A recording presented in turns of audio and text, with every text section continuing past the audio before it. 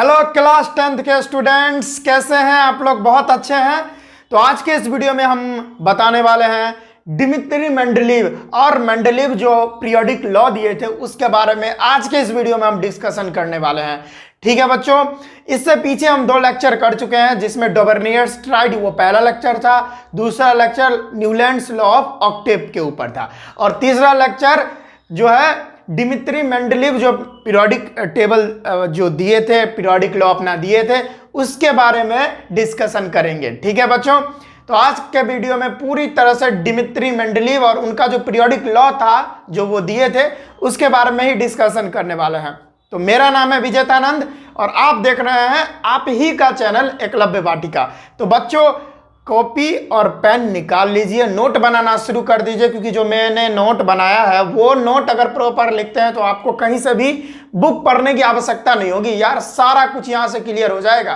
ठीक है बच्चों, तो नोट अवश्य बनाए जो मैंने यहाँ पे लिख रखा है। ठीक है, तो आइए स्टार्ट करते हैं। पहले डिमित्री मेंडलीव क्या क्या बात बताएं उसको देख लेते हैं। तो मेंडलीव जी जो थे ना वो थर्ड ऐसे साइंटिस्ट थे जिन्होंने एलिमेंट्स को क्लासिफाई करने का क्या किए, प्रयास किए। क्योंकि हम लोग जानते हैं कि डोबर्नियर जी और न्यूलैंड वो दोनों का जो नियम था एलिमेंट को अरेंज करने का जो तरीका जो दिए थे, जो उन्होंने लॉ बनाए थे, वो क्या कर दिया गया, रिजेक्ट कर दिया गया। कुछ कारणों की वजह से उनका लॉ रिजेक्ट हो गया, रिजेक्ट। अब वहां पर आए डिमित्री मेंडलीव, मेंडलीव का पूरा नाम डिमित्री मेंडलीव था सॉरी। अब जो है ना ये क्या कहें, किस तरह से इन्होंने अरेंज किए, किस तरह से अपना पीरियोडिक टेबल बनाए, वो सारा दिखाते हैं आपको। देखिए क्या है, पहला बात पढ़िएगा, elements are arranged in order of increasing atomic mass after fixed intervals, elements with similar property observe. उन्होंने एक बहुत अच्छी बात बताई कि एलिमेंट्स को अगर आप इंक्रीजिंग एटॉमिक मास के ऊपर जो है अरेंज करो। देखियो भाई, आप एक बात याद रखियो कि हमारे डोबर्नियर जी जो थे, जो न्यूलैंड थे, वो दोनों ने एटॉमिक मास के ऊपर ही काम किए। कहाँ गया भाई साहब, एटॉमिक मास के ऊपर ही काम किए थे दोनों। और हमारे मेंडलीव साहब भी एटॉमिक मास पे ही काम कर रहे थे। अभी हम आगे पढ़ेंगे कि जो एलिमेंट्स का जो प्रॉपर्टी होता है ना वो डिसाइड एटॉमिक नंबर के हिसाब से होता है, ना कि एटॉमिक मास के हिसाब से। ठीक है, तो यही मेन फंडा ही गलत था। वो एटॉमिक मास लेके उसके ऊपर जो स्टडी कर रहे थे, उनको करना किस चीज से था, तो एटॉमिक नंबर के ऊपर विश्लेषण करना था, उसके बारे में स्टडी करना था, तब बहुत अच्छी तरीके से बेटर फॉर्म में वो जो है एलिमेंट्स को अरेंज कर पाते। लेकिन इनका फंडा ही गलत था, वो एटॉमिक मास के ऊपर कर रहे थे।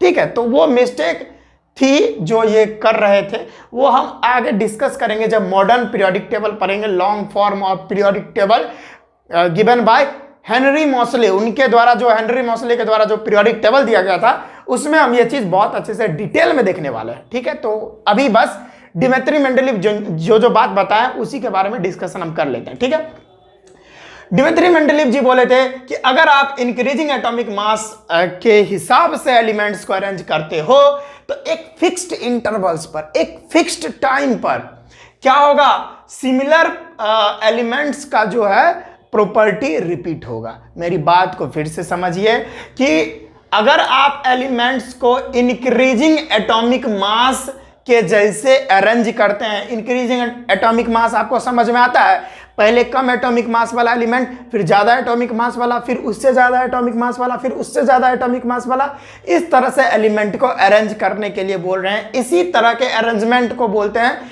Increasing order of arrangement. Increasing मतलब पहले कम फिर ज्यादा, ज्यादा, इस तरह से जो है एलिमेंट्स को अरेंज कर रहे थे। ठीक है, तो जब आप एलिमेंट्स को उसके इंक्रीजिंग एटॉमिक मास के हिसाब से अरेंज करोगे तब क्या होगा, आफ्टर फिक्स्ड इंटरवल्स। ठीक है, एक फिक्स्ड टाइम पर, एक फिक्स इंटरवल्स के बाद सिमिलर प्रॉपर्टीज क्या होती है, एलिमेंट्स की ऑब्जर्व होती है। सिमिलर प्रॉपर्टी ऑब्जर्व होती है। कैसे, क्या लीजिए इस तरह से, जैसे हाँ हाइड्रोजन, ये रहा हीलियम, ठीक है, ये रहा लिथियम, ठीक है, ये रहा बेरिलियम।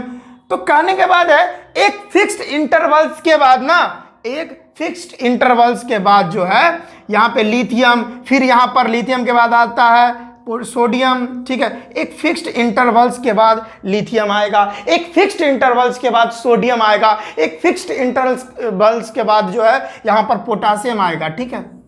तो एक फिक्स्ड इंटरवल्स के बाद क्या होता है कि एलिमेंट्स का जो प्रॉपर्टी होता है ना वो रिपीट होता है। अब हम लोग जानते हैं कि ये जो लिथियम है, सोडियम है, पोटासियम है, ये तीनों एक ही ग्रुप में होते हैं और इन तीनों का जो प्रॉपर्टी होता है ना वो बहुत हद तक क्या होता है, सेम होता है। तो एक फिक्स्ड इंटरवल्स के बाद लिथियम, एक फिक्स्ड इंटरवल्स के बाद सोडियम, एक फिक्स्ड इंटरवल्स के बाद पोटासियम, क्या हो रहा है, इन सभी का प्रॉपर्टी रिपीट हो रहा है।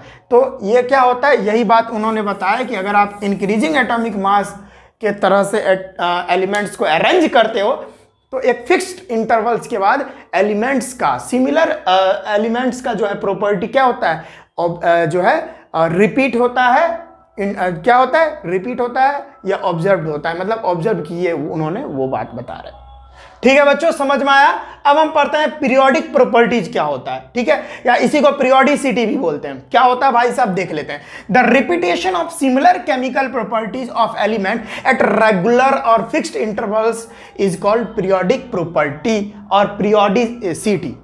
कहने का मेरा मतलब है, अगर हम एलिमेंट्स को इंक्रीजिंग एटॉमिक मास के तरह जो है अरेंज करेंगे तो क्या होगा, सिमिलर केमिकल प्रॉपर्टीज एलिमेंट्स का क्या होता है, एक रेगुलर इंटरवल्स पर या एक फिक्स्ड इंटरवल्स पर रिपीट अगर होगा ना, रिपीट होगा, तब हम उसको बोलेंगे पीरियोडिसिटी या उसको पीरियोडिक प्रॉपर्टी भी बोला जाता है। समझ में आया, दिमाग में घुसी बात, जो मैंने अभी एग्जांपल दिया वही बात समझ लो आप, कि अगर मेरे बात को एक बार फिर से ध्यान दीजिए कि पीरियोडिसिटी या पीरियोडिक प्रॉपर्टी क्या होता है, कि अगर सिमिलर केमिकल प्रॉपर्टीज, एलिमेंट का सिमिलर केमिकल प्रॉपर्टी जो है रिपीट करता है, एलिमेंट्स जैसे सोडियम है, पोटासियम है, इन दोनों एलिमेंट्स का केमिकल प्रॉपर्टी क्या होता है, रिपीट करता है। ऐसे रिपीट थोड़ी ना करता है, एक फिक्स्ड इंटरवल्स पर इनका प्रॉपर्टी क्या होता है, रिपीट करता है। ठीक है, the repetition of similar chemical properties of element at regular और फिक्स्ड इंटरवल्स, किसी एलिमेंट्स का जो केमिकल प्रॉपर्टी होता है रेगुलर इंटरवल्स पर या फिक्स्ड इंटरवल्स पर रिपीट करता है उस एलिमेंट का केमिकल प्रॉपर्टीज, तो इसी को पीरियोडिक प्रॉपर्टी बोलते हैं या पीरियोडिसिटी बोलते हैं। आई थिंक ये बात आपके माथा में, दिमाग में घुस गया होगा।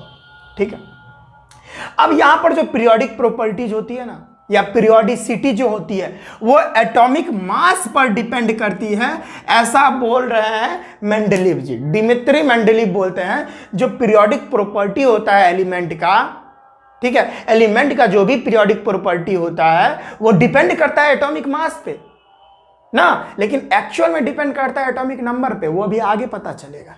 ठीक है, अब जैसे देखिए ये बात तो यहां तक समझ में आया। अब देखते हैं कि मेंडलीव ऐसा क्या लॉ दिए जिसकी वजह से जो है मेंडलीव का क्या लॉ था वही देखते हैं।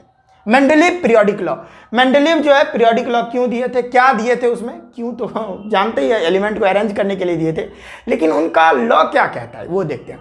The physical and chemical properties of elements is a periodic function of its atomic mass, यानी किसी भी एलिमेंट का जो फिजिकल और केमिकल प्रॉपर्टी होता है किसी भी एलिमेंट का, वो क्या होता है, पीरियोडिक फंक्शन होता है एटॉमिक मास का, या डायरेक्ट कह लो तो एटॉमिक, या जो किसी भी एलिमेंट है, कोई भी एलिमेंट है, कोई भी एलिमेंट जो होता है भाई साहब, कोई एलिमेंट जो होता है ना, वह उसका जो केमिकल और फिजिकल प्रॉपर्टीज है ना, वह किस पर डिपेंड करता है, किस चीज पर निर्भर करता है, तो भाई साहब एटॉमिक मास पर निर्भर करता है। किसी भी एलिमेंट के बारे में अगर हम उसका केमिकल प्रॉपर्टीज जानना चाहे, ठीक है, और उसका फिजिकल प्रॉपर्टीज जानना चाहे, उसके अंदर क्या चल रहा है, क्या उसका रिफ्रैक्टिव इंडेक्स होना चाहिए, क्या उसका मतलब वैलेंसी वगैरह या कुछ भी जो केमिकल चीज़ है, वो अगर हम पता करना चाहते हैं तो वो किस पर डिपेंड करता है, वो चीज़ वो उसके एटॉमिक मास पर डिपेंड करता है, जो पूरी तरह से गलत है। हम जानते हैं एटॉमिक नंबर पे डिपेंड करता है, क्योंकि इलेक्ट्रॉन प्रोटॉन के वजह से ही तो ये केमिकल रिएक्शंस वगैरह होते हैं। केमिकल रिएक्शन क्या होता है, एटम का जो है डिफरेंट टाइप का अरेंजमेंट हो जाता है जिसमें इलेक्ट्रॉन लॉस गेन होता है, तभी तो केमिकल रिएक्शन होते हैं। अब एटॉमिक मास से क्या मतलब है मेरे को भाई साहब, तो ये बात था, ये उनका लॉ था मेंडलीव पीरियोडिक लॉ, कि किसी भी एलिमेंट का जो फिजिकल और केमिकल प्रॉपर्टीज होता है वो किस चीज पर निर्भर करता है, वो एलिमेंट का केमिकल और फिजिकल प्रॉपर्टी निर्भर करता है एटॉमिक मास पर। यही उनका पीरियोडिक लॉ था जो मेंडलीव जी के द्वारा दिया गया था। जिस समय ये जो डिमित्री मेंडलीव अपना पीरियोडिक लॉ दिए थे, जिसमें उन्होंने एक टेबल बनाए थे और टेबल में बहुत सारे एलिमेंट्स को अरेंज किए थे, मेंडलीव पीरियोडिक टेबल भी हम लोग अभी देखने वाले हैं कुछ देर के बाद इसी वीडियो में। तो उस समय जो थे ना, कितने एलिमेंट्स जाने जा चुके थे, कितने एलिमेंट को डिस्कवर कर लिए गए थे, वो 56 एलिमेंट थे। जिस समय मेंडलीव जी अपना पीरियोडिक लॉ दिए थे, पीरियोडिक टेबल बनाए थे, उस समय मात्र 56 एलिमेंट को खोजा जा चुका था और उन्होंने 56 एलिमेंट को ही अरेंज किए। ठीक है, तो वो पूरे 56 एलिमेंट को अरेंज किए थे और कैसे क्या किए, क्या कहां पर उनका मिस्टेक हो गया जिसकी वजह से ये डिमित्री मेंडलीव का भी जो पीरियोडिक टेबल है ना वो रिजेक्ट कर दिया गया। किन कारणों के कारण रिजेक्ट कर दिया वो सारा देखेंगे। अगर आप इसका स्क्रीनशॉट करना चाहते हैं तो कर लीजिए, बहुत अच्छा नोट है आपके लिए। ठीक है, इसी तरह से आप याद कर सकते हो। ठीक है, आई थिंक ये पूरा चीज आपको समझ में आ गया। मैंने आपको बताया कि जो डिमित्री मेंडलीव थे वो उनका नियम किस तरह से था। वो बोल रहे थे कि अगर आप एलिमेंट को उसके इंक्रीजिंग एटॉमिक मास के तरह अरेंज करो तो फिक्स्ड इंटरवल्स के बाद क्या होता है, एलिमेंट का जो प्रॉपर्टी होता है, सिमिलर प्रॉपर्टीज, वो रिपीट होता है। ठीक है, ऐसा वो देखे थे। पीरियोडिक प्रॉपर्टी भी आपको समझ में आ गया कि जो सिमिलर केमिकल प्रॉपर्टीज होता है वो एलिमेंट का वो रेगुलर और फिक्स्ड इंटरवल्स के बाद क्या होता है, रिपीट होता है। ठीक है, समझ में आ गया। ओके, इसी को पीरियोडिक प्रॉपर्टी भी बोलते हैं या पीरियोडिसिटी भी बोलते हैं। पीरियोडिक प्रॉपर्टी जो है ना, पीरियोडिक प्रॉपर्टी जो होता है वो किस पर निर्भर करता है, एटॉमिक मास पर निर्भर करता है। यही बात मेंडलीव ने यहाँ बताई। ठीक है, और जिस समय वो अपना पीरियोडिक लॉ दिए थे वो वहां पर उस समय 56 एलिमेंट ही जाने जा चुके थे, खोजे जा चुके थे। तो इसका स्क्रीनशॉट कर ले पहले आप जल्दी से। ठीक है बच्चों, तो ये रहा डिमित्री मेंडलीव जी का पीरियोडिक टेबल। अब ध्यान से देख लीजिए, या आप पहले तो इसको स्क्रीनशॉट कर सकते हैं। देखिए भाई साहब, मैं थोड़ा साइड हो लेता हूं, जल्दी से आप इसको स्क्रीनशॉट कर लीजिए। ठीक है, स्क्रीनशॉट कर लिए हैं। अब मैं आपको बताता हूं, यही है मेंडलीव जी का पीरियोडिक टेबल। इसी तरह से उन्होंने एलिमेंट्स को अरेंज किए थे। अब इसका पहले ये जो पीरियोडिक टेबल है, अभी तो देखने से हमको कुछ समझ में आ नहीं रहा, बस इतना हम लोग जानते हैं कि यहां पर जो इन्होंने एलिमेंट्स को अरेंज किए थे वो इंक्रीजिंग एटॉमिक मास के हिसाब से किए थे अरेंज। हाइड्रोजन का एक होता है, फिर lithium, beryllium, boron, carbon, nitrogen, oxygen, fluorine. ठीक है, उसके बाद यहाँ पर जिस समय ये डिमित्री मेंडलीव अपना पीरियोडिक टेबल दिए थे उस समय नोबल गैस डिस्कवर्ड ही नहीं हुए थे, तो नोबल गैस यहाँ पर है ही नहीं। इसी के लिए इन्होंने जो 8th ग्रुप डाला है, पहला नंबर, एक बात देखिए, इनका जो पीरियोडिक टेबल था इसमें उन्होंने कितने ग्रुप डाले थे, 1 2 3 4 5 6 7 8 ग्रुप डाले थे। इनका कितना ग्रुप था टेबल में, पीरियोडिक टेबल में 8 ग्रुप था, जिसमें इन्होंने यहां पर देखिए 8वां ग्रुप जो है नोबल गैस के लिए छोड़ दिए थे, लेफ्ट कर दिए थे, छोड़ दिए थे। ठीक है, क्योंकि उस समय नोबल गैस डिस्कवर नहीं हुए थे, इसके लिए उन्होंने ये 8वां ग्रुप उसके लिए छोड़ दिए थे। एकदम फिट बैठ रहा था। यहाँ पर देखिए, यहाँ फ्लोरीन के बाद नियोन आ जाएगा, क्लोरीन के बाद आर्गन आ जाएगा, समझ रहे हैं। तो यहाँ पर बहुत अच्छा यहाँ पर पीरियोडिक टेबल उन्होंने हम लोगों के सामने प्रस्तुत किए थे। तो पहले ये पीरियोडिक टेबल तो हम लोग देख ही चुके हैं, अब हम थोड़ा देख लेते हैं। और हमने ये भी देखा कि इंक्रीजिंग एटॉमिक मास में एलिमेंट्स को अरेंज किया गया है। यहाँ पर एक मिस्टेक होगा जो अभी आपको आगे पता चलेगा। पहले इस पीरियोडिक टेबल का फीचर्स देख लीजिए, क्या क्या अच्छी बातें हैं वो पहले देखिए। फीचर्स जैसे मोबाइल का नहीं कहता है, कोई मोबाइल हम लोग खरीदने जाते हैं कहते हैं कि भाई इस मोबाइल का क्या फीचर है ना, इसके बारे में क्या क्या इसका फीचर्स है, पहले हम लोग उसका फीचर्स जान लेते हैं, तब भाई उसको हम खरीद लेते हैं। उसी तरह से इस पीरियोडिक टेबल का, मेंडलीव पीरियोडिक टेबल का फीचर्स जानते हैं, क्या क्या अच्छी बातें हैं इसमें। देखिए पहला नंबर इसमें क्या है भाई साहब, कि ये जो पीरियोडिक टेबल है इसमें 8 वर्टिकल कॉलम है, 8 वर्टिकल कॉलम है। ठीक है, जिसको हम लोग ग्रुप बोलते हैं।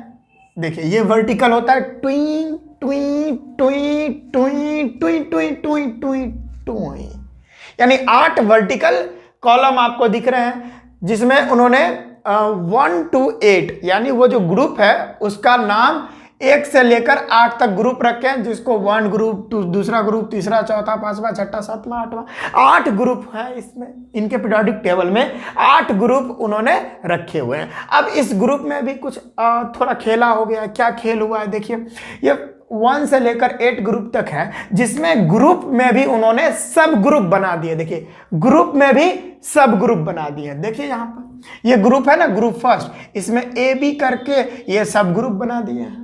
ठीक है, सब ग्रुप भी क्या होता है वो और अच्छे से देखेंगे हम लोग। ग्रुप में भी ग्रुप बना दिए, तो ग्रुप में भी ग्रुप जब बन जाए तो उसको सब ग्रुप बोलते हैं। देखिए ए बी नाम का सब ग्रुप बना दिए ग्रुप में भी। ठीक है, अगला फीचर क्या है इस पीरियोडिक टेबल का, किसका, डिमित्री मेंडलीव के पीरियोडिक टेबल का दूसरा फीचर क्या है, द एलिमेंट्स वेयर सेम सब ग्रुप हैविंग सिमिलर प्रॉपर्टीज, ठीक, या केमिकल प्रॉपर्टीज। ठीक है, कोई दिक्कत नहीं, कि जो एलिमेंट्स सेम सब ग्रुप में होंगे ना, ये देखिए ये सब ग्रुप, ये देखिए ये एक सब ग्रुप हो गया ट्वें, ये हो गया एक सब ग्रुप ट्वें। तो जो एलिमेंट सेम सब ग्रुप में होंगे बच्चों, उनका जो केमिकल और फिजिकल प्रॉपर्टी होगा बहुत हद तक क्या होगा, सेम होगा। हम लोग जानते हैं लिथियम और सोडियम का जो केमिकल प्रॉपर्टीज होता है सेम होता है, क्योंकि ये देखिए एक ही सब ग्रुप में, ए नाम का जो सब ग्रुप है, इसमें ये सारा एलिमेंट्स को अरेंज किया गया, जिससे हम लोग समझ सकते हैं कि लिथियम, सोडियम, पोटासियम, रुबेडियम, ये सारे का जो केमिकल प्रॉपर्टीज है और फिजिकल प्रॉपर्टीज है बहुत हद तक क्या है, सेम है। ठीक है, तो वही बात यहां पर बोला गया है कि जो सब ग्रुप में जो भी एलिमेंट्स रखे गए हैं, वो सभी सब ग्रुप का जो एलिमेंट होगा, सेम सब ग्रुप में जितने सारे एलिमेंट्स होंगे, सारा का प्रॉपर्टी क्या होगा बच्चों, सेम होगा। ठीक है, सेम ग्रुप में क्या होता है, वैलेंसी सेम होता है। देखिए हमने एक बात को ध्यान में रखना है हम लोगों को, कि ये सब ग्रुप में जो भी एलिमेंट्स होंगे ना, उसमें बहुत हद तक केमिकल और फिजिकल प्रॉपर्टीज वो सारे एलिमेंट्स का सेम होगा। लेकिन अगर कोई एलिमेंट सेम ग्रुप में है, सब ग्रुप में नहीं, सेम ग्रुप में है, तो उनका वैलेंसी क्या होगा, सेम होगा। जैसे ए बी, ए अलग ग्रुप सब ग्रुप है, बी अलग सब ग्रुप है, लेकिन हम ए बी का बात नहीं कर रहे, हम सब ग्रुप का बात नहीं कर रहे, हम सिर्फ ग्रुप का बात कर रहे, ग्रुप 1 का बात कर रहे हैं। हम ग्रुप 1 का बात करें तो hydrogen, lithium, sodium, potassium, copper, rubidium, AG, silver, ठीक है, CS, caesium, AU, gold, FR, francium, सभी का जो वैलेंसी होगा 1 होगा। हम लोग जानते हैं, पहले से जानते हैं। और हम लोग जानते हैं कि यह जो फर्स्ट ग्रुप है ना, इसमें जितने भी एलिमेंट्स है सबका वैलेंसी 1 है, तो इनका जो ऑक्साइड बनेगा ना, वो क्या बनेगा, R2O बनेगा। ग्रुप सेकंड जो है बाबू, ग्रुप जो सेकंड है उसका ऑक्साइड क्या बनेगा, RO बनेगा। ग्रुप थर्ड जो है, देखिए इसमें जितने सारे एलिमेंट्स है ना ग्रुप सेकंड में, उनका सारा का वैलेंसी 2 है, तो ऑक्साइड क्या होता है, देखिए यहां पर मैं आपको बता देता हूं, R एलिमेंट है ग्रुप सेकंड का, इसका वैलेंसी 2 है। समझिएगा मेरी बात को, कट तो नहीं रहा है ना, यहां पर दिख रहा है ना, हाँ दिख रहा होगा। और ऑक्सीजन का भी वैलेंसी 2 होता है। इसको अगर आप क्रॉस कीजिएगा तो क्या होगा, R2O2, 2 से 2 कट जाएगा तो बचेगा क्या, RO। तो भाई साहब RO यानी ग्रुप सेकंड का जो ग्रुप सेकंड का जो ऑक्साइड बनेगा वो RO बनेगा। उसी तरह से ग्रुप थर्ड वाले जो एलिमेंट्स होते हैं, बोरॉन, एल्युमिनियम, स्कैंडियम, ठीक है, ये सारा का जो वैलेंसी होता है वो 3 होता है। इसी के लिए इसका ऑक्साइड बनेगा R2O3। इसमें भी आपको सस्पिशन है तो आप कर सकते हो, जैसे R है कोई एलिमेंट, उसका वैलेंसी 3 है, ऑक्सीजन का वैलेंसी 2 होता है, दोनों क्रॉस करेगा तो क्या होगा भाई साहब, R2O3। देखिए यहां पर बन गया, तो इसका ऑक्साइड R2O3। फिर यहां पर देखिए ये चौथा जो है, देखिए ये वीडियो बड़ा हो सकता है लेकिन आपको यहां से पूरी जानकारी मिलेगी, आधा अधूरा जानकारी बिल्कुल भी नहीं मिलेगी। पूरी जानकारी आप यहां से एकत्रित करके ले जा सकते हो बच्चों, ठीक है, पूरा जानकारी मिलेगा। बने रहिए मेरे साथ लास्ट तक, सभी बातों को समझाऊंगा, ठीक है, ठीक है। उसके बाद आप लोग जो है पूरी अच्छे से बहुत अच्छे से बात को समझ जाओगे, ठीक है, ठीक है, ठीक है, ठीक है बच्चों। तो इस तरह से आप कर सकते हो, सारा का ऑक्साइड बना सकते हो। तो ये बात तो आपको समझ में आ ही गई होगी। अब यहाँ देखिए तीसरा बात क्या याद रखना है आपको, इसका फीचर क्या है कि इस पीरियोडिक टेबल में, मेंडलीव का जो पीरियोडिक टेबल है उसमें 7 हॉरिजॉन्टल रो होते हैं। 7 हॉरिजॉन्टल, देखिए हॉरिजॉन्टल क्या है, ये इस तरह से टुई टुई, ये इस तरह से टुई। तो ये हॉरिजॉन्टल रो होता है जिसको पीरियड हम लोग बोलते हैं, ठीक है, पीरियड। समझ में आ रहा है, ये सारा क्या है, पीरियड है। तो अगर पूछ दिया जाए कि भाई साहब मेंडलीव का जो पीरियोडिक टेबल था उसमें कितना पीरियड था, तो 7 हॉरिजॉन्टल पीरियड था, 7 पीरियड था, डायरेक्ट कह लो तो आप 7 पीरियड था। अब चौथा बात याद क्या रखना है इसमें, इसके फीचर में, मेंडलीव के पीरियोडिक टेबल के फीचर में, कि while moving left to right, अगर आप लोग मेंडलीव के पीरियोडिक टेबल में यहां लेफ्ट से राइट जाते हैं, ये देखिए ये लेफ्ट है, यहां देखिए ये लेफ्ट है और ये रहा राइट। अगर लेफ्ट से राइट जाते हैं, इधर से इधर जाते हैं आप लोग, समझ में आया बच्चों, जब आप इधर से इधर जाते हैं तो क्या होता है कि आप मेटल से नॉन मेटल के पास जा रहे होते हो। यानी कहने का मेरा मतलब है इधर क्या है, इधर मेटल है, यानी लेफ्ट में क्या है, मेटल है, और जैसे राइट में आप जाओगे तो वो नॉन मेटल उधर हो जाता है। तो अगर आप लेफ्ट से राइट में जाते हो किसके पीरियोडिक टेबल में, तो मेंडलीव के पीरियोडिक टेबल में अगर आप लेफ्ट से राइट जाते हो तो क्या होता है, जो है मेटेलिक प्रॉपर्टी क्या होता है, मेटेलिक कैरेक्टर घटता है, नॉन मेटेलिक कैरेक्टर क्या होता है, इंक्रीज करता है, ठीक है। अगर आप राइट से लेफ्ट आओ तो क्या होता है, नॉन मेटेलिक कैरेक्टर डिक्रीज करता है और मेटेलिक कैरेक्टर इंक्रीज करता है। तो ये कुछ फीचर्स था मेंडलीव के पीरियोडिक टेबल का। तो आप पहले स्क्रीनशॉट कर सकते हो, ठीक है। वैसे तो आप पहले स्क्रीनशॉट कर ही लिए होगे, इधर जो मैंने बात लिखा है इसका स्क्रीनशॉट कर सकते हो। चलिए जल्दी से कर लीजिए स्क्रीनशॉट। चलिए बच्चों आपने स्क्रीनशॉट कर लिया होंगे। तो अब हम पढ़ते हैं कि भाई मेंडलीव पीरियोडिक टेबल का मेरिट क्या क्या है, ठीक है। मेंडलीव जो अपना पीरियोडिक टेबल दिए थे, इनका बहुत सारा मेरिट है, बहुत बहुत अच्छी बातें हैं जो हमको क्लियर हो गई इस पीरियोडिक टेबल जो मेंडलीव जी दिए थे, प्रस्तुत किए थे, उसके बाद हम लोगों को पता चली बहुत अच्छी अच्छी बातें जो हम लोगों को पहले नहीं पता थी। तो इनके मेरिट के बारे में हम लोग देखते हैं, ठीक है। ये जो मेंडलीव अपना पीरियोडिक टेबल दिए थे, मतलब ये बोल रहे थे कि इनका जो पीरियोडिक टेबल था वो इनको सपना में आया था, ठीक है, सपना में आया था। इन्होंने क्या किए थे, अपना पीरियोडिक टेबल कैसे बनाए थे, तो ताश के पत्तों पर जो है एलिमेंट का नाम लिख के उसको एटॉमिक मास के हिसाब से, इंक्रीजिंग एटॉमिक मास के हिसाब से ताश के पत्तों पर जो है अरेंज किए थे। समझ में आया। और ये सबसे बड़ी बात, इनका जो पीरियोडिक टेबल जो ये दिए हैं सपना में आया था। हम लोग के सपना में क्या आता है, प्यारी प्यारी लड़की, और पर्सनली तो सबसे ज़्यादा पियर की फराक वाली, आय हाय बस साहिब। इनको देखो जो मतलब इससे जुड़े रहते हैं ना, जो पढ़ाई से रिलेटेड, जो जिनका सपना रहता है कुछ बड़ा कर जाना, वो उनके सपना में ये सब आता ही आता है, यही सब बातें आती है। लेकिन आपके सपना में क्या आएगा, वही पियर की फराक वाली और लड़कियां, यही सब। क्यों? क्योंकि आप भर दिन सारा दिन उसी के बारे में सोचते रह जाते हो कि कैसे नंबर देना है, कैसे बात होगी, यार वो किससे और किसी और से प्यार करती है, मेरे से नहीं करती। समझ में आए। तो ये सारे बात से आप घिरे रहते हो, जिसके वजह से ये सारी बातें आपको दिमाग में आती है। ये पढ़ाई से रिलेटेड बात आपके दिमाग में नहीं आएगी, ठीक है। तो वो सब बात तो आप खुद कर लीजिए मैनेज ये सारा बात, क्योंकि भाई साहब अभी टाइम है, अभी टाइम है। अभी इस इम्पोर्टेंट टाइम को आप वेस्ट ना करें, ठीक है। पढ़ाई करें। अगर आप पढ़ाई कर लेते हो तो जो भी आपकी सपनों की रानी होगी ना, हाँ, वो आपके पास डेफिनेटली आएगी। अगर आपके पास कुछ लेवल नहीं है, कोई स्टेटस नहीं है, तो भाई साहब कोई नहीं आने वाली, ठीक है। फिर किससे शादी होगी आपकी, जिसका मुंह टेढ़ रहेगा, किसी का मुंह रहेगा, किसी का आंख टेढ़ रहेगा, उसी से शादी हो जाएगा आपका। तो यही सब होगा ही।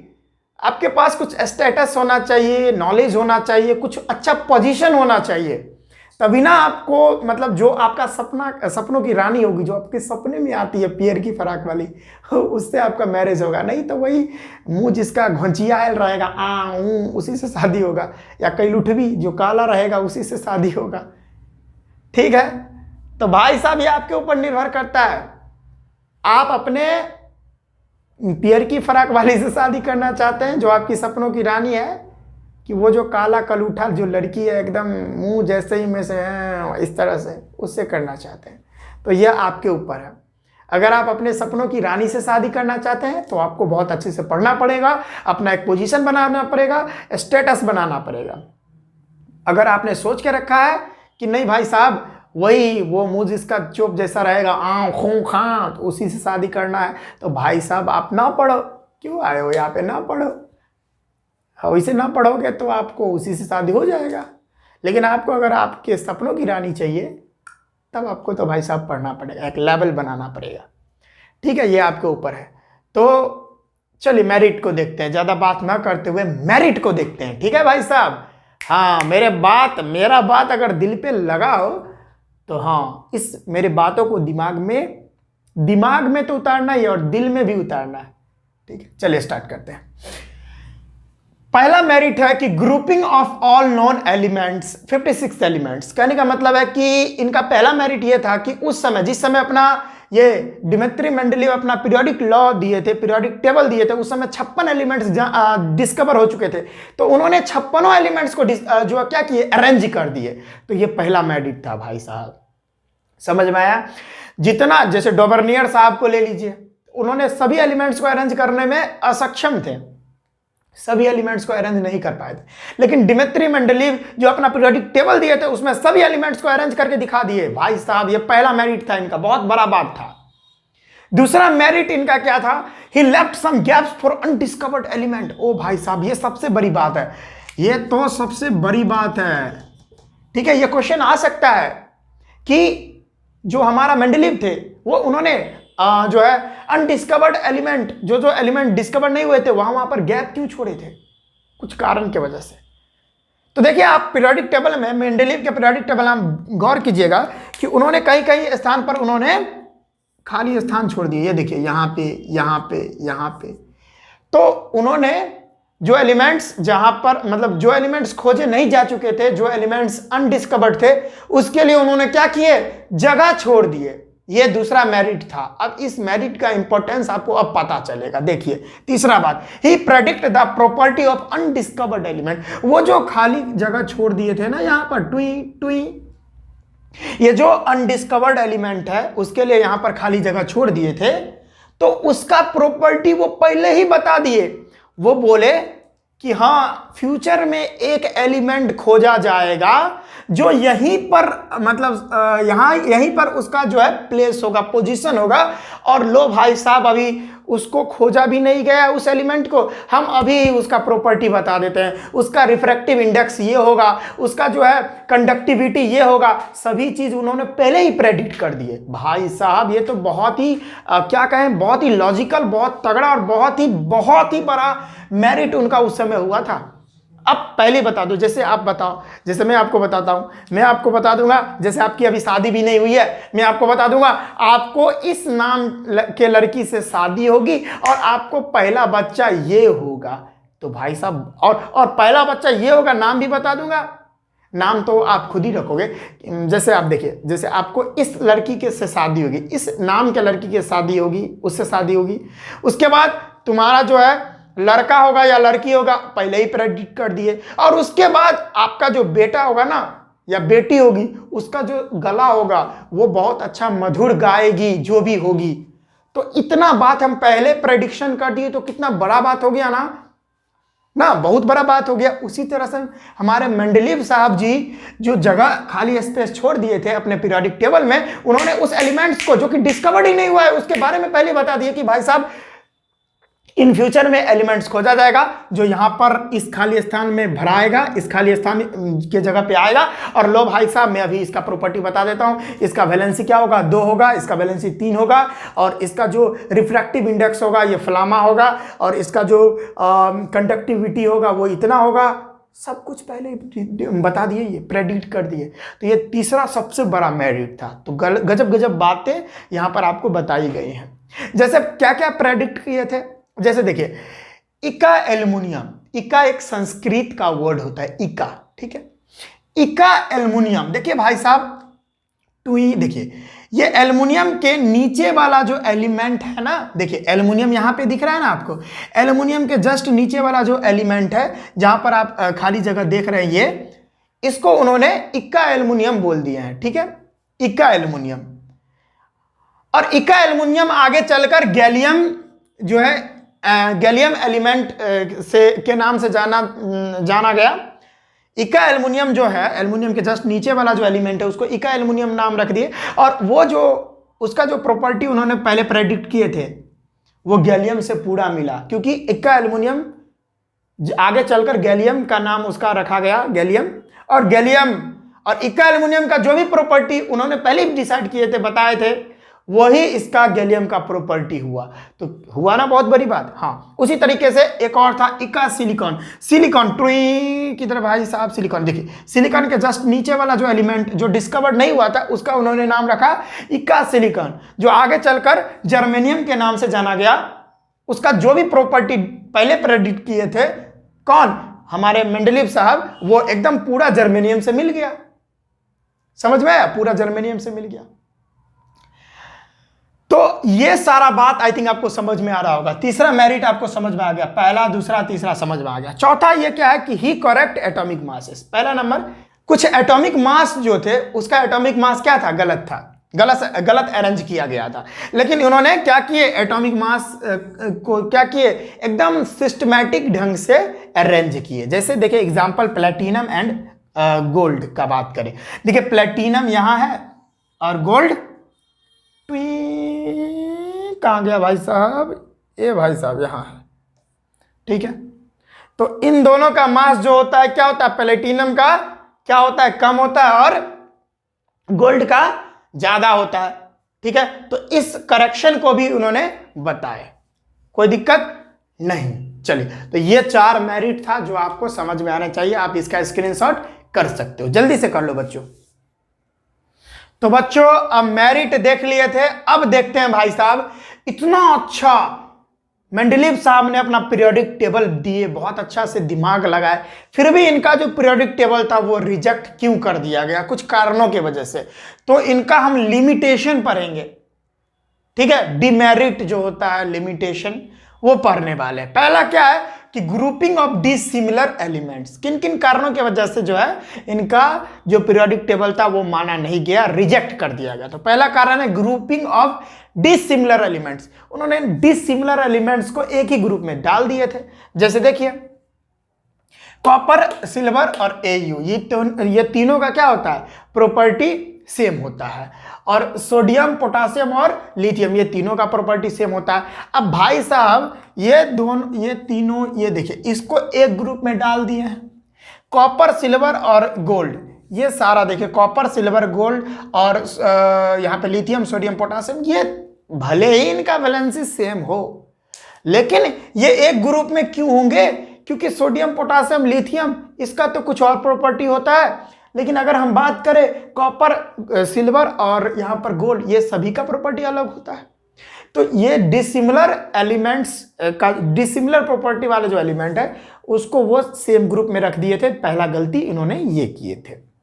दूसरा बात है ही सेपरेट सिमिलर एलिमेंट्स। उन्होंने सिमिलर एलिमेंट्स को क्या किए, अलग अलग कर दिए, और डिसिमिलर एलिमेंट्स को एक ग्रुप में डाल दिए, और सिमिलर एलिमेंट्स को अलग अलग ग्रुप में डाल दिए। जैसे में देखिए एजी और पीटी, यानी सिल्वर और प्लेटिनम एक दूसरे से बहुत ही ज्यादा सिमिलर है केमिकल प्रॉपर्टीज के हिसाब से। देखिए तो देखिए यहां पर एजी, ये देखिए ये रहा एजी, और यहां पर प्लेटिनम यहां पर है, ये देखिए दोनों का कहां पर रख दिए हैं, अलग अलग ग्रुप में डाल दिए हैं। तो ये यहां पर गड़बड़ी बात दूसरा हो गई। यहां पर दूसरा उन्होंने गलती कर दिए कि डिसिमिलर एलिमेंट्स को क्या किए, वो सेम ग्रुप में डाल दिए, और सिमिलर एलिमेंट्स को अलग अलग ग्रुप में डाले हुए। यहां पर कोई दिक्कत नहीं। ओके, अब तीसरा बात है isotope should have different position. अब यहां पर देखिए आइसोटोप्स क्या होता है, एक नया टॉपिक आ गया है आइसोटोप्स। लेकिन अगर आप आइसोटोप्स को मारिएगा आइसोटोप्स बाय विजेता सर, तो वहां पर एक अलग सा वीडियो बना हुआ है, अलग से वीडियो बना हुआ है आइसोटोप्स पर, तो वहां से जाकर देख सकते हैं कि आइसोटोप्स क्या होता है। देखिए आइसोटोप्स क्या होता है कि बहुत सारे एलिमेंट्स, मतलब एलिमेंट्स जो होते हैं उनका जो एटॉमिक वेट होता है, मॉलिक्यूलर मास जो होता है, मॉलिक्यूलर मास नहीं बोली, एटॉमिक मास जो होता है वो क्या होता है, वो डिफरेंट हो सकता है, लेकिन एटॉमिक नंबर भाई साहब सेम होगा। समझ में आया? फिर से सुनिए, एटॉमिक नंबर सेम होगा लेकिन उनका जो एटॉमिक मास होगा वो डिफरेंट होगा। जैसे हाइड्रोजन, हाइड्रोजन का 3 आइसोटोप्स एग्जिस्ट करता है, ठीक है। H जिसका एटॉमिक मास 1 है, और देखिए एक ऐसा है इसका आइसोटोप्स जिसका एटॉमिक मास 2 है, एक ऐसा आइसोटोप्स है जिसका एटॉमिक मास 3 है, ठीक है। समझ में आ रहा है ना? तो ये होता है आइसोटोप। जैसे ऑक्सीजन का 2 आइसोटोप्स पॉसिबल है, एक 16 वाला मास वाला, एक 18 मास वाला, ठीक है। समझ में आया? प्लूटोनियम और ड्यूटेरियम और ट्रिटियम, ये जो है आइसोटोप्स का नाम है। हाइड्रोजन का आइसोटोप्स है तीनों। तो मान के चलिए ये एक ही एलिमेंट का मास, देखिए एक का मास 1 है, एक का मास 2 है, एक का मास 3 है, तो ये इनका जो डिमित्री मेंडलीव का जो पीरियोडिक टेबल है वो तो एटॉमिक मास के हिसाब से ना अरेंज किया गया है। तो एक ही एलिमेंट का 3 मास अगर होगा तो पहले ये आइसोटोप्स के बारे में डिस्कस करना चाहिए कि ये देखिए ये पहला वाला हाइड्रोजन है, ये दूसरा वाला हाइड्रोजन है, ये तीसरा एटॉमिक मास वाला हाइड्रोजन है। इस तरह से अरेंज करना चाहिए था क्योंकि ये एटॉमिक मास के हिसाब से अरेंज कर रहे हैं। तो एक एलिमेंट का 3 आइसोटोप है, एक एलिमेंट का 3 अगर आइसोटोप्स है तो ये मास के हिसाब से सजा रहे हैं, तो ये आइसोटोप्स भी तो आना चाहिए, सेम ही एलिमेंट का ये आइसोटोप्स है। तो इसके बारे में डिस्कशन भी नहीं किए। जैसे ऑक्सीजन का 2 आइसोटोप्स है, एक 16 मास वाला, एक 18 मास वाला। फिर क्लोरीन का 2 आइसोटोप्स पॉसिबल है, और वैसे भी बहुत सारे आइसोटोप्स होते हैं। तो किसी आइसोटोप्स के बारे में डिस्कशन ही नहीं किए, तो ये तीसरा उन्होंने गलती करी है। चौथा है कि पोजीशन ऑफ हाइड्रोजन, ये तो बहुत ही बड़ा एक्सेप्शन है। मॉडर्न पीरियोडिक टेबल आपको पढ़ाएंगे, हेनरी मोसले और नील्स बोर के दोनों का सहयोग के द्वारा दिया गया था long form of periodic table, that is modern periodic table. उसमें भी हाइड्रोजन का जो प्लेस है ना वो एक्सेप्शन है, एक्सेप्शन है। तो वो पोजीशन ऑफ हाइड्रोजन, यानी हाइड्रोजन यहां पर देखिए lithium, sodium, potassium, rubidium, caesium, francium, ये क्या है? एल्केली मेटल है। क्या है भाई सर? एल्केली मेटल है। अब एल्केली मेटल में हाइड्रोजन कहां से आ गया? इसको हाइड्रोजन को यहां पर घुसा दिया है, तो यहां पर हाइड्रोजन का एक स्पेसिफिक जगह नहीं दिए, जिसके वजह से यहां पर ये एक और गलती कर दी। हमारे पीरियोडिक टेबल में, यानी मॉडर्न पीरियोडिक टेबल में भी यही गलती है, आपको बताएंगे एक्सेप्शन में। और अगला क्या है?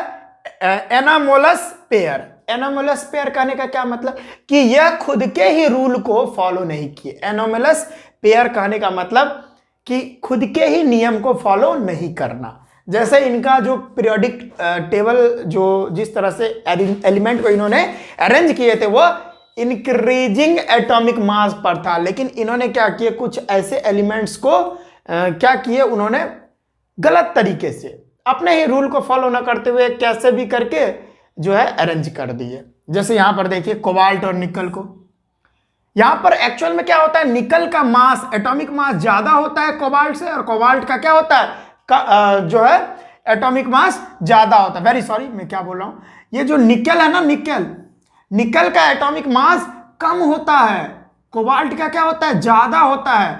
तो कोबाल्ट आगे रहना चाहिए और निकल को पीछे रहना चाहिए, लेकिन इन्होंने ऐसा नहीं किया, ये यहां पर गलती कर दी। निकल को एक्चुअल में पहले आना चाहिए था और कोबाल्ट को बाद में जाना चाहिए था, क्योंकि निकल का एटॉमिक मास कम है, कोबाल्ट का ज्यादा है। तो यहां पर ये गड़बड़ी कर दिए। और देखिए टेलीरियम और आयोडीन, टेलीरियम और आयोडीन में भी इन्होंने गलती कर दी है। क्या किया भाई साहब, यहां देखिए ये देखिए आयोडीन का जो एटॉमिक मास होता है ना वो कम होता है, टेलीरियम का ज्यादा होता है। तो आयोडीन को यहां पे आना चाहिए था और टेलीरियम को आगे जाना चाहिए था, तो इन्होंने यहां पर भी मिस्टेक कर दिए थे। तो ये कुछ मिस्टेक्स था जिसके वजह से इनका जो पीरियोडिक टेबल था उसको माना नहीं गया, और इनको भी, इस पीरियोडिक टेबल को भी रिजेक्ट कर दिया गया। तो यही था लिमिटेशन मेंडलीव के पीरियोडिक टेबल का। तो हम पूरी तरह से पूरी जानकारी आपको दे चुके हैं, जिसमें हम लोग फीचर्स पढ़े पीरियोडिक टेबल का, फिर मेरिट पढ़े और डिमेरिट पढ़े, और कुछ जितने सारे बात थे मैंने मॉडर्न पीरियोडिक टेबल नहीं, मेंडलीव पीरियोडिक टेबल के बारे में वो सारा आपके सामने रख दिए हैं। ठीक है, तो आज के इस वीडियो में बस इतना ही रखते हैं। अगर आपको स्क्रीनशॉट लेना है तो आप ले सकते हो। चलिए, ले लिए हैं। तो बच्चों, आज के इस वीडियो में बस इतना ही। इससे पहले जो भी लेक्चर हो चुका है उसका लिंक आपको डिस्क्रिप्शन में मिल जाएगा, नहीं तो आई बटन पर जाइए, वहां से आपको हर एक वीडियो का लिंक मिल जाएगा। इससे पिछला जो पार्ट बन चुका है चैप्टर, जैसे बात करें कार्बन एंड इट्स कंपाउंड का, उसका वीडियो अगर आप चाहते हो तो वो आई बटन पर आपको मिल जाएगा। आई बटन पर टैप कीजिए, वहां पर मिल जाएगा। टर्म 2 के हिसाब से मैं पढ़ा रहा हूं। ठीक है, वैसे अगर ये हम बात करें periodic table, periodic classification of elements में, तो पूरा चैप्टर आ रहा है टर्म 2 में, तो मैं वहां पर पढ़ाया हूं, पूरा चैप्टर पढ़ाऊंगा यार। इसमें कोई सिलेबस का रिडक्शन नहीं हुआ, कोई भी चैप्टर को डिलीट नहीं किया है। लेकिन कार्बन एंड इट्स कंपाउंड में हो चुका है डिलीट, तो वहां पर हम उसी तरीके से पढ़ाएं। ठीक है बच्चों, तो आज के इस वीडियो में बस इतना ही रखते हैं। आप खूब पढ़ाई कीजिए, टर्म 2 में जो है एग्जाम में 4 फाड़ के आइए। तो हम मिलते हैं नेक्स्ट वीडियो में। All the very best.